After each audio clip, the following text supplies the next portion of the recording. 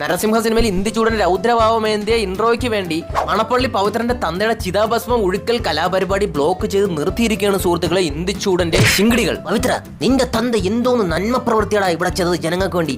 ആ വൃത്തികെട്ടവന്റെ ചിതാഭസ്മം ഞങ്ങൾ ഒഴുക്കാൻ സമ്മതിക്കില്ല, നീ കണ്ടം വഴി വിട്ടോ പവിത്ര. അന്നേരം പവിത്ര മന്ത്രി പറയും, എടാ കാട്ടയാടികളെ, നിന്റെ 4 ദിവസം എനിക്ക് വേണ്ട, എന്റെ തന്തയുടെ ചിതാഭസ്മം ഇവിടെ ഒഴുക്കണം, അതുകൊണ്ട് മാറി നിൽക്കണം മുണ്ടക്കൽ ശിങ്കിടികളെ. നേരം മറ്റെണ്ണന്മാർ പറയും, ഡാടാ ഒരു പൊടിക്ക് നീ അടങ്ങ്, നീ ഇവിടെ ഒരു കോപ്പൊന്നും നീ ഒഴുകൂല, അത് നമ്മൾ സമ്മതിക്കൂല. അങ്ങനെ 1ഉം 2ഉം പറഞ്ഞിട്ട് അങ്ങോട്ടും ഇങ്ങോട്ട് പോരിഞ്ഞ ആടിയും ഊർജി കുത്തും തന്നെ. അവസാനം പവിത്രമാണ് എന്റെ ടീമുകൾ ഇവർ അടിക്കാനായിട്ട് നിർത്ത് അമ്മക്കും ഉണ്ട് ആള് കേട്ടാ, അമ്മക്കുണ്ട്.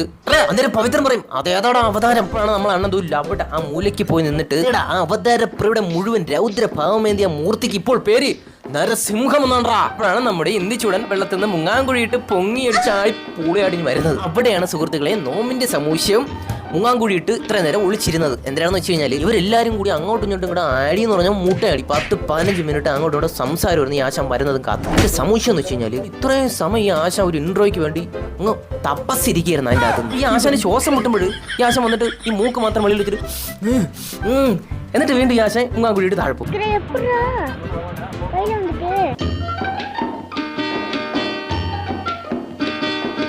ഇത് 5-10 മിനിറ്റ് അങ്ങ് അധികം പോയിരുന്നെങ്കിൽ ഈ ആശ 100% ചത്തുപോനെ. പാവം പിടിച്ച മനുഷ്യൻ ഇൻട്രോയ്ക്ക് കൊണ്ട് ഒരു മനുഷ്യനെ കൊല്ലാൻ നോക്കുന്നോടോ നീയൊക്കെ.